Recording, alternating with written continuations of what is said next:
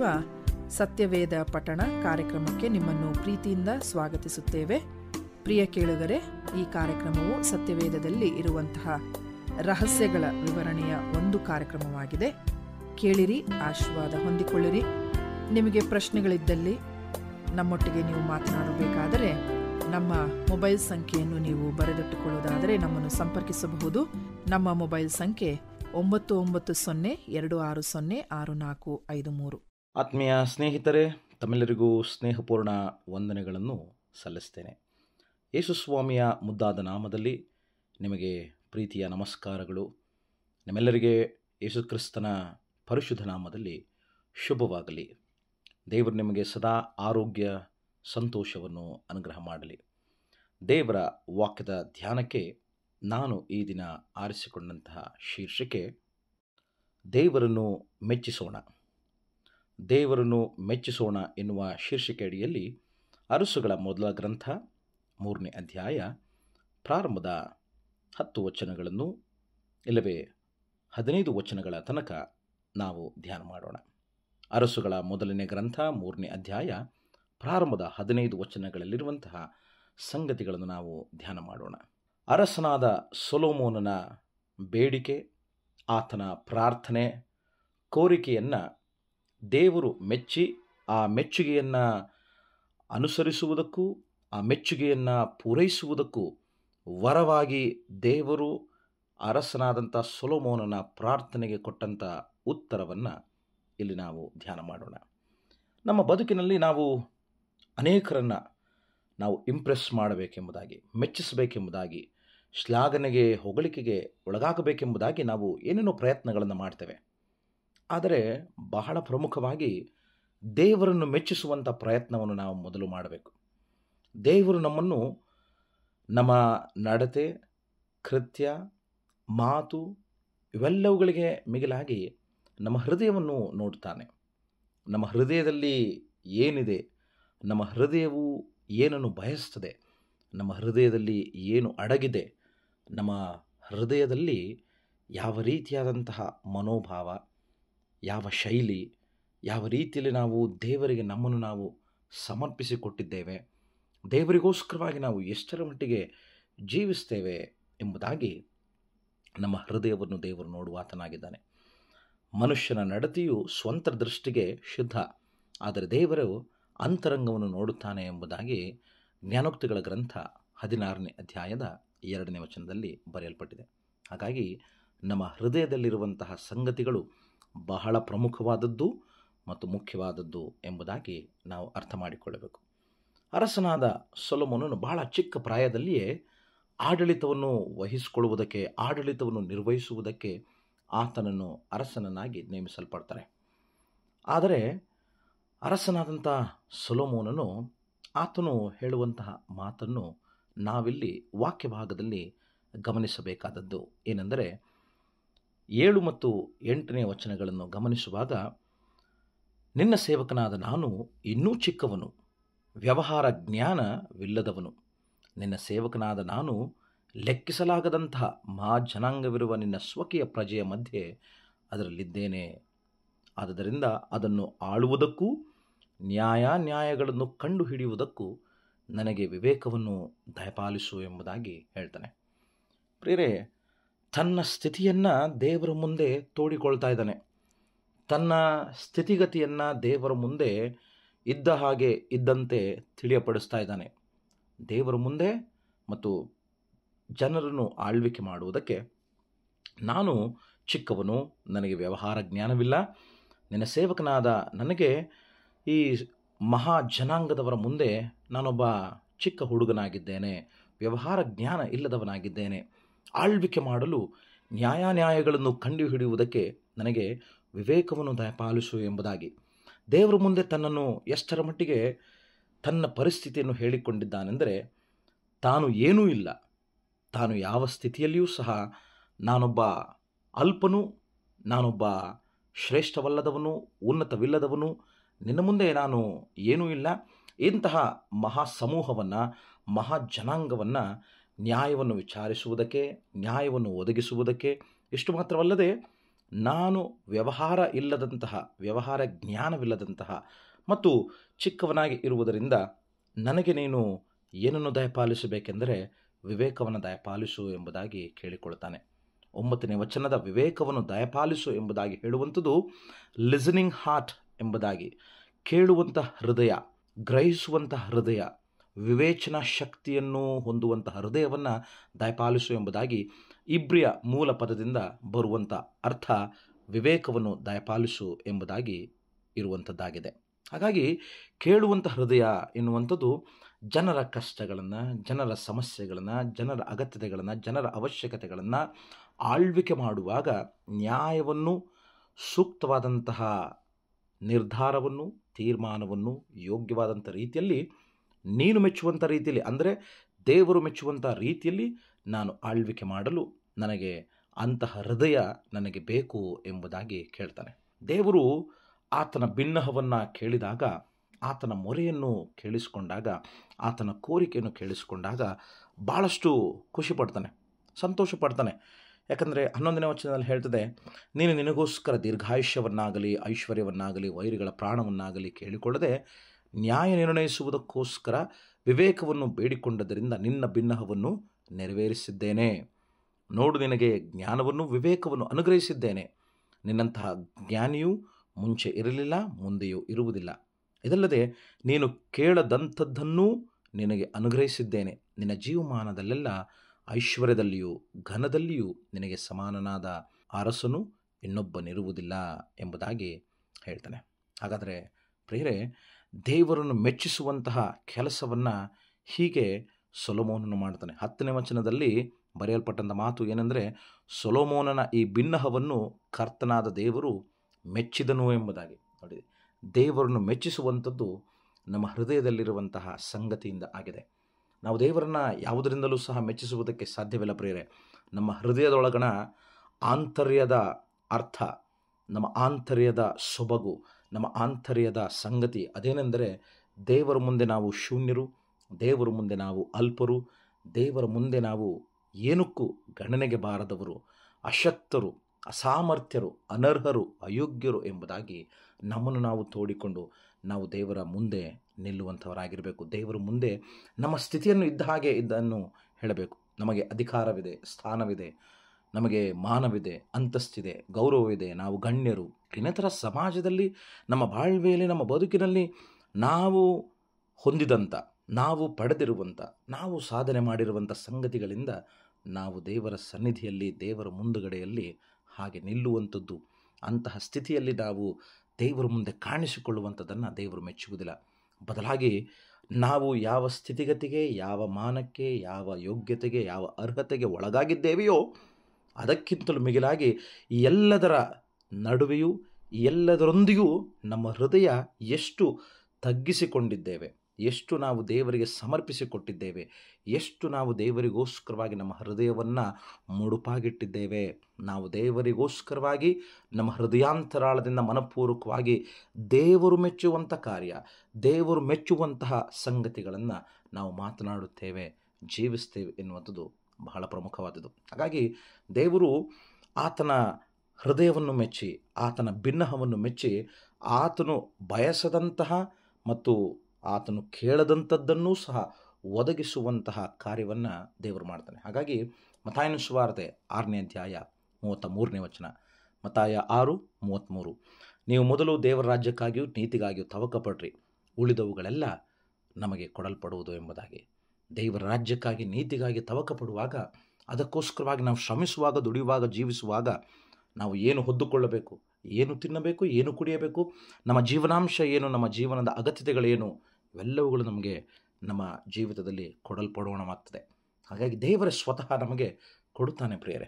ಇನ್ನೊಂದು ಮಾತನ್ನು ಸಹ ಅರಸನಾದಂಥ ಸೊಲೊಮೋನನಿಗೆ ಹೇಳ್ತಾನೆ 14ನೇ ವಚನದಲ್ಲಿ, ನೀನು ನಿನ್ನ ತಂದೆಯಾದ ದಾವೀದನಂತೆ ನನ್ನ ಮಾರ್ಗದಲ್ಲಿ ನಡೆದು ನನ್ನ ಆಜ್ಞಾವಿಧಿಗಳನ್ನು ಕೈಕೊಳ್ಳುವುದಾದರೆ ನಿನ್ನ ಆಯುಷ್ಯವನ್ನು ಹೆಚ್ಚಿಸುವೆನು ಅಂದನು ಎಂಬುದಾಗಿ ಬರೆಯಲ್ಪಟ್ಟಿದೆ.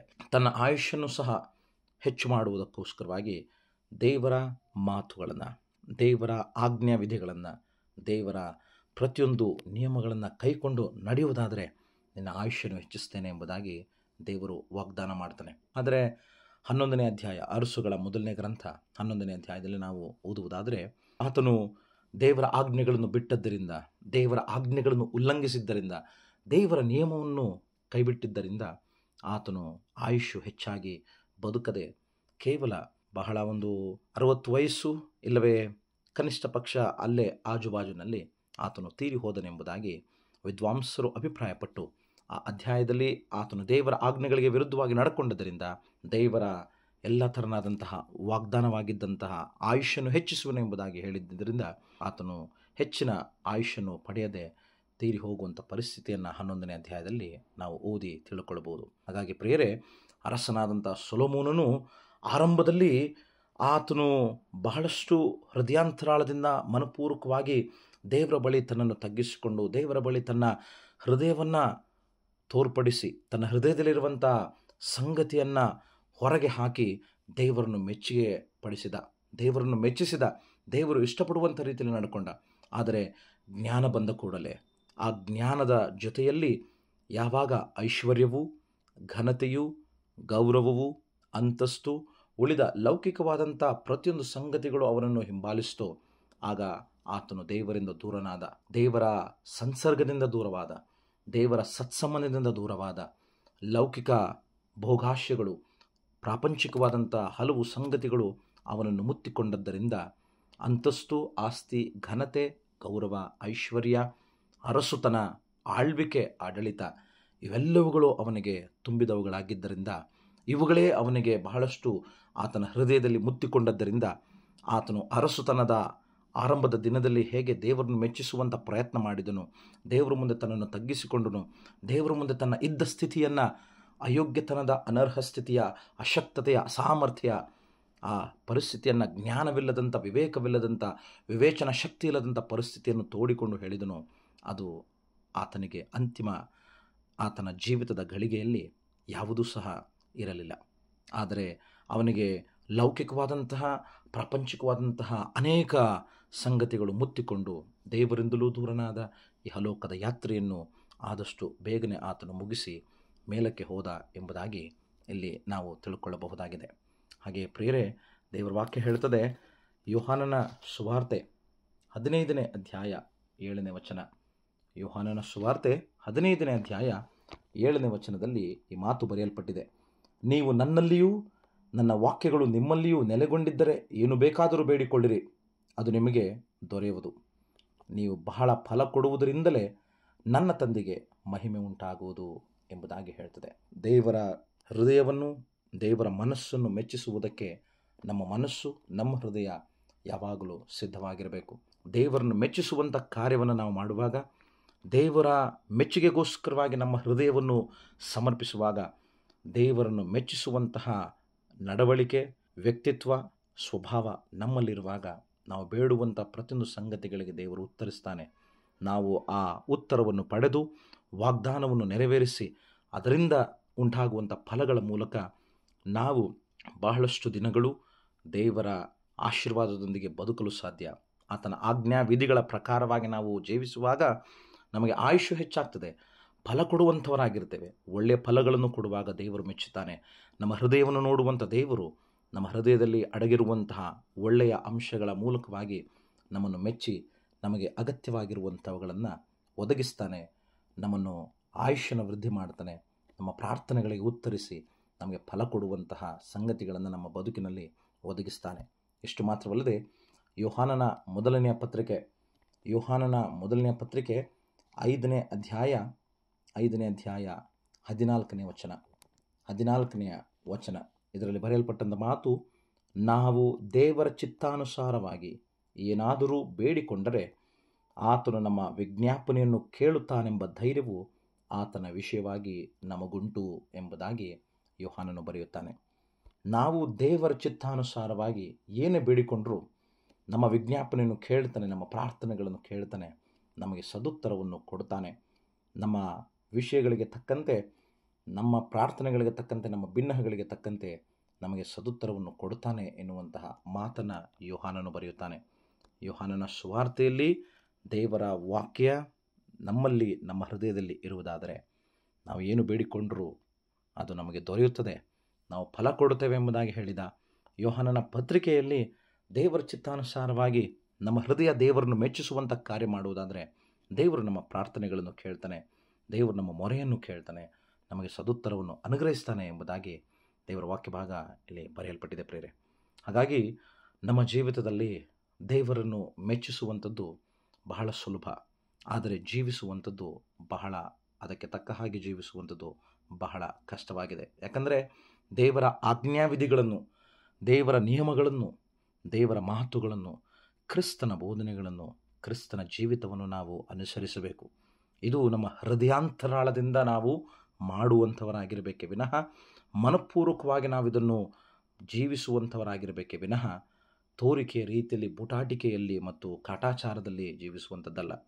ಅರಸನಾದಂಥ ಸೊಲೊಮೋನನು ಆರಂಭದಲ್ಲಿದ್ದಂತಹ ಆ ಸ್ಫೂರ್ತಿ, ಆರಂಭದಲ್ಲಿದ್ದಂತಹ ಆ ಭಯ ಭಕ್ತಿ, ಆರಂಭದಲ್ಲಿ ದೇವರಿಗೆ ತನ್ನ ಹೃದಯವನ್ನು ಸಮರ್ಪಿಸಿದಂಥ ರೀತಿ, ಅಂತಿಮ ಆತನ ಜೀವಿತದ ಸಂದರ್ಭದಲ್ಲಿ ಆತನು ಅಂತಹ ಪರಿಸ್ಥಿತಿಗೆ ಒಳಗಾಗದೆ ಆತನು ಕೆಟ್ಟು ಹೋದ, ದೇವರ ಆಜ್ಞೆಗಳನ್ನು ಮೀರಿದ, ದೇವರ ಸಂಸರ್ಗದಿಂದ ಆಶೀರ್ವಾದಗಳಿಂದ ದೂರವಾದ.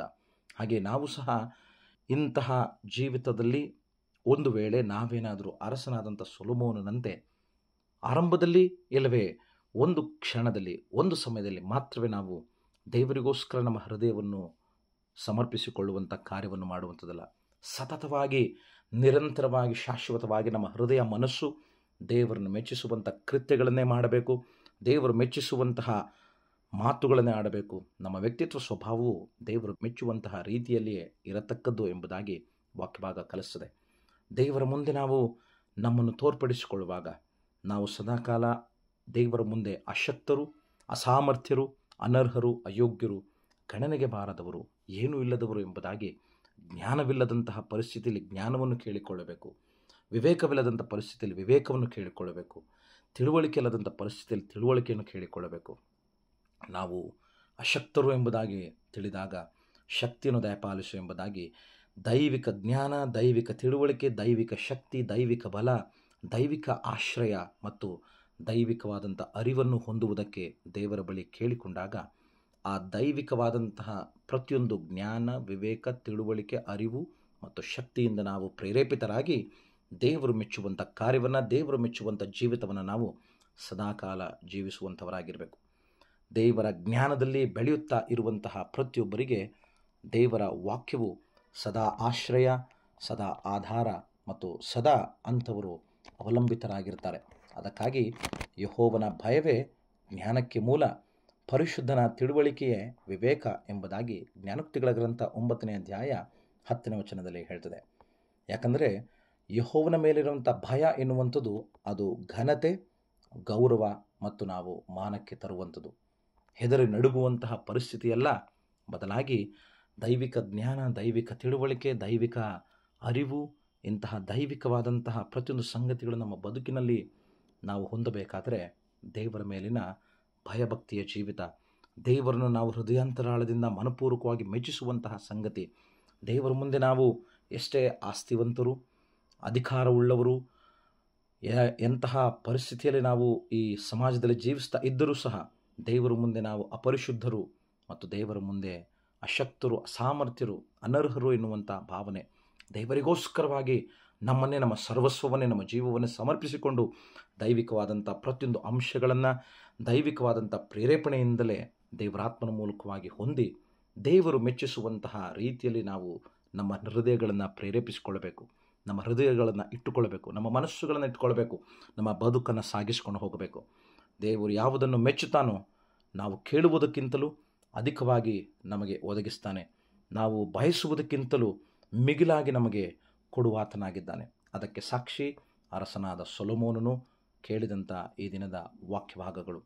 ಈ ವಾಕ್ಯಭಾಗಗಳು ನಮ್ಮ ಹೃದಯವನ್ನು ಪ್ರೇರೇಪಿಸಲಿ, ನಮ್ಮ ಮನಸ್ಸುಗಳನ್ನು ಸ್ಫೂರ್ತಿ ಕೊಡಲಿ, ನಮ್ಮ ಬದುಕಿಗೆ ಆಶ್ರಯ ಆಧಾರವಾಗಿದ್ದು ಸದಾ ನಾವು ದೇವರನ್ನು ಮೆಚ್ಚಿಸುವಂಥ ಕಾರ್ಯಗಳನ್ನೇ, ದೇವರು ಮೆಚ್ಚುವಂತಹ ರೀತಿಯಲ್ಲಿಯೇ ನಮ್ಮ ಬದುಕನ್ನು, ನಮ್ಮ ಜೀವಿತವನ್ನು ಬದಲಾಯಿಸಿ ಪರಿವರ್ತಿಸಿ ಅದರಂತೆ ರೂಪಿಸಿಕೊಂಡು ದೇವರನ್ನು ಸದಾ ಮೆಚ್ಚಿಸುವಂತಹ ಜೀವಿತವನ್ನು ಮಾಡಿ ದೇವರ ಆಶೀರ್ವಾದಕ್ಕೆ ಪಾತ್ರರಾಗೋಣ. ನಮ್ಮೆಲ್ಲರ ಪ್ರಾರ್ಥನೆಗಳಿಗೆ ದೇವರು ಸದಾ ಉತ್ತರಿಸಿ ಆತನ ಮಹಿಮೆಗಾಗಿ ಪರಿಣಾಮಕಾರಿಯಾದಂಥ ಜೀವಿತವನ್ನು, ನಮ್ಮ ಬದುಕನ್ನು ದೇವರು ನಮ್ಮನ್ನು ಮುನ್ನಡೆಸಲಿ. ದೇವರ ವಾಕ್ಯವಿದು. ಆಮೇನ್.